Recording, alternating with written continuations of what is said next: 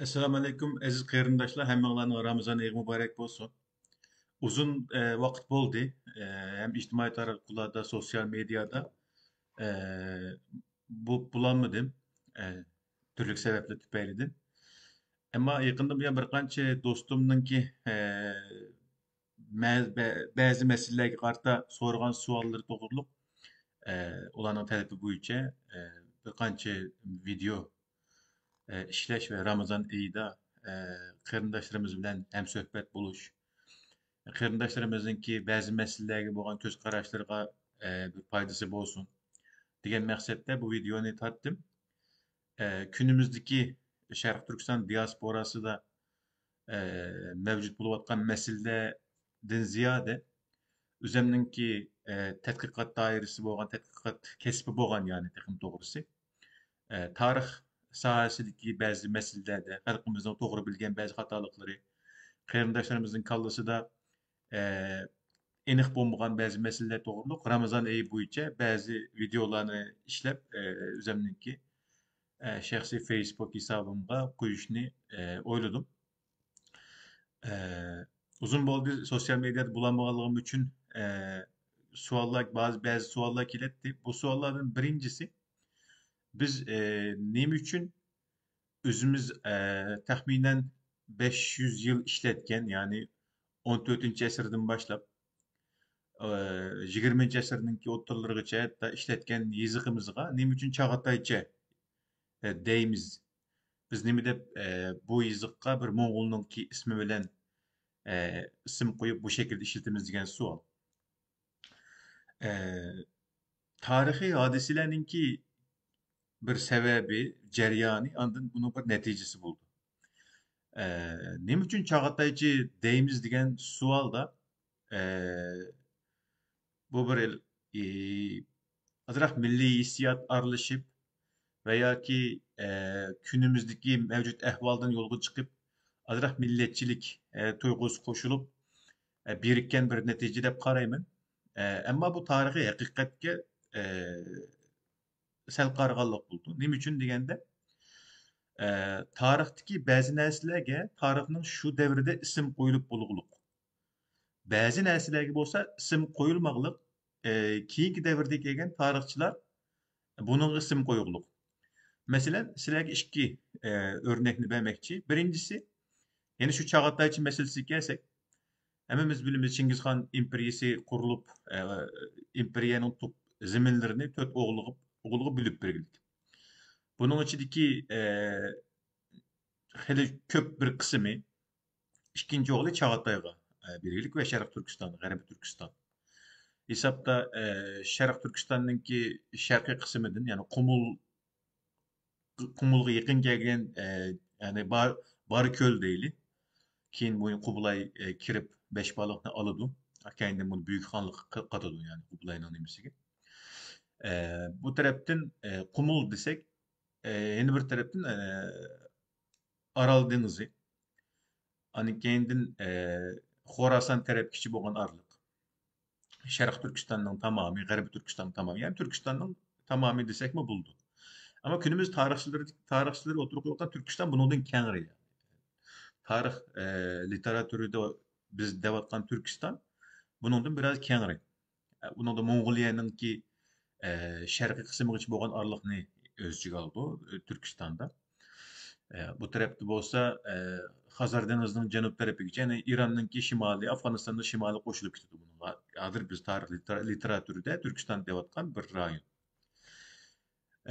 Bu savolning o'ziga kelsak, Chag'ataycha degan ism shu davrning o'zida bu 15. 16. asrlarda, hatto 17. 18. asrlarda yozilgan lug'atlarda, ishlangan lug'atlarda kişilerin bayanı da bu işletken yazıqni Chag'ataycha deb işletken. Bununla başkalar keyin tarixchilar yoki türkologlar va yoki tilshunoslar buni qarab, buni biz Chag'ataycha deyli deb qo'yib qo'ygan ism emas. Ism shu vaqtning o'zida qo'yilib bo'lganlik.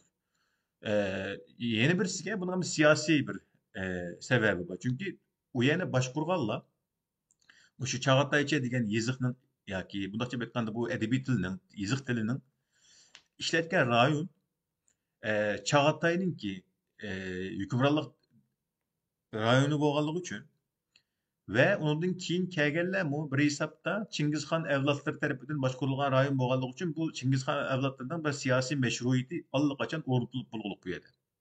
Şoňa eee hem siyasi meşruiyetninki ornutulup buluşu hem ulanınki 14. esirninki oturlardan başlap hatta bazılarının 13. esirnin başlardan ahırtın başlap Müslümanlıkны kabul kılganlygy üçin bu bir bütün Türk İslam kültürüge sığıp getirlik bu.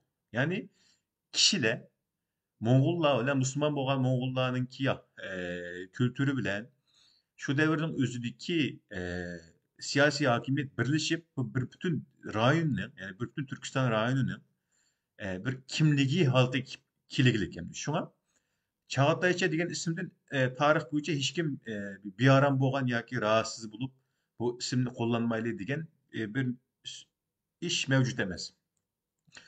Şoňlaşqa bizdinki birinci Cumhuriyetde yazılgan devlet marşımızdı Çingiz ismininki bu Cumhuriyetninki milli marşıdaki buluşunun üzümü bu bir ne İslami tuygu veya ki milli tuygu cihetten insanlarını bir yadırgaydıgan yoki bolmasa galitilik his kıldıgan bir narsa mevcut emas. Şuna bu yerda bunu günümüzdeki şartlardan yolga çıkıp tarihka karap baha bersek toğru bolmaydy. Elbette her kişi mesela bunu Çağataycı demeyli, Çağatay Uygurçası deyli veya ki e, Şerif Türkçesi deyli desek bu dünya literatürüge ornap bulgan bir narsa yani. Hem Batı Garipninki bilim dünyasındaki literatürge hem Şerif'teki literatürge Japonya'dan tatıp yani Avrupa'gacha demekçi. Literatürge ornap bululdu. Şuna bunun da alaydı bir başka turuşninki bence ornu yok. Bunun da günümüzden milli tuygusu veya ki dini tuygusunu ketiş bizni bir bütün bilim dünyasının literatürden ayırıp başka bir literatürge kirişimizge sebep buldu. Bu bizim dünyadaki normal şartlardan texmi bek farklı bir şartga elip keldi ve külkülük bir ahval oluşup kaldı. Şoň buna tuyguluk etişiniň hajat yok yani. Bununla bence bir tuyguluk etişiniň hajat yok. Çağatayça Türkiye'de bunu bekerek Çağatay Türkçesi dep ataydı. Bizde Çağatay Uygurçası dep ataş bir mezgil teşvik kılındı ama bununki halkaralık literatür diyen bilim literatürü kabul kılışı imkansız yani mümkün emas. Sonra bununla bir tuyguluk etip bunu bir milli hissiyatını bunun için yerleştirişten aytıyor. Çünkü Çağatay aynı vakit yalnız Şerif Türkistan'da emas. Şerif Türkistan'da tatıp ta Kırımgıcı bolgan aralykda kullanılan çoğun bir edebi til yani. Şoňa bunu Çağatay evlatlarından ki başkurgan bir ziminden fakat ve fakat bir kısmındaki kişiler kullangan bir niminin içine ekirip koyuş doğru olmaydı. Elbette bunun karşı fikirde çıkışınlar mümkün yani bunun. Çünkü karşı fikir çıkanda bunun hissiyat yapılgan buldu. Bu bilim ilim işi hissiyatın ayrım işi. Şoňlaşqa bunu bu şekilde izaflaş gerek. İkinci neyse isim meselesi de e, şu Mongoliyadan yoki Türkistan'dan çıkan devletler aynı devirning özüde bir döwlet kurulgandan keyin isim koyuş enenesi bek yok. Şuna mesela Hunlardan tartip miladiden burunki 2. esirden tartip e, Yarkent hallygy, Çağatay hallygy devri kegiç bolgan aralykda döwletniň ismini bek menbelerden tapanmaýmyz. Mesela Hunlarnyň ismi, Köktürklerniň ismi, Uygur kagalygynyň ismi veya ki Karahanlylar hallygynyň ismi, Harazmşahlarynyň ismi digendek isimlany biz o devrinin menbelerinde de var. Bula köpüncesi 19. asırın ahırı 20. asırdan başları da garip tarihçileri, Türkologlar tarafından koyulgan isimler. Mesela Köktürk halkının ismi Mengü taşlarda Köktürk diyen bir sözdünki çıkış sebeplik 1896 yılı hatalaşmışsam koyulgan isim. Onun kendi Rus tədqiqatçılar e, Karhanilar degan isimni bu kurulgan bu devletki koydu. Uygurlar degan isimni mo şu eni devirdeki Turpandaki izgilik materiallardan çıkış ve başka sebepler tüpeyden bu devletke Orhun Uygur hallığı dep koydu. Ama Orhun Uygur hallığınınki aynı vaxtdaki menbelerde köprek uçuraydıgan ismi mesela Tokkuzuguzlar. Tokkuzuguzlar dep atıldı mesela. Türk halkınınki, Köktürk halkınınki aynı vaxtdaki bekerek uçuraydigan ismi neymi dese Türk Bodun.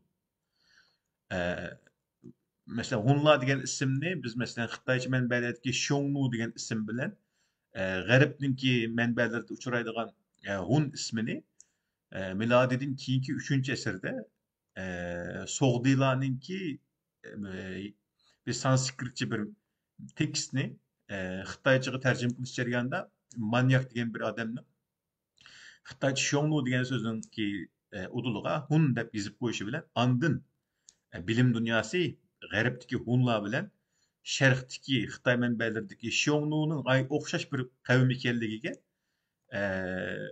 qoyil bo'lurliq. Qoyil bo'lmaydigan ahvollar mavjud, ammo asosiy jihatdan Xiongnularninki Hunlar ekanligi, buni Osiyo Hun imperiyasi deymiz. Keyin Yevropada Atilla qurilgan Yevropa Hun imperiyasi deymiz. Andan Xorasan, Mavera Nehrininki bir qismini qurilganlarni Aqunlar deymiz. Shuningga o'xshash, ya'ni meselelerni hissiyotli nuqtadan emas, tarixiy reallik nuqtasidan analiz qilishga to'g'ri keldi. Shunlashqa qisqa bir video tartib bu meseleni aydınlaştırışqa tirishdim.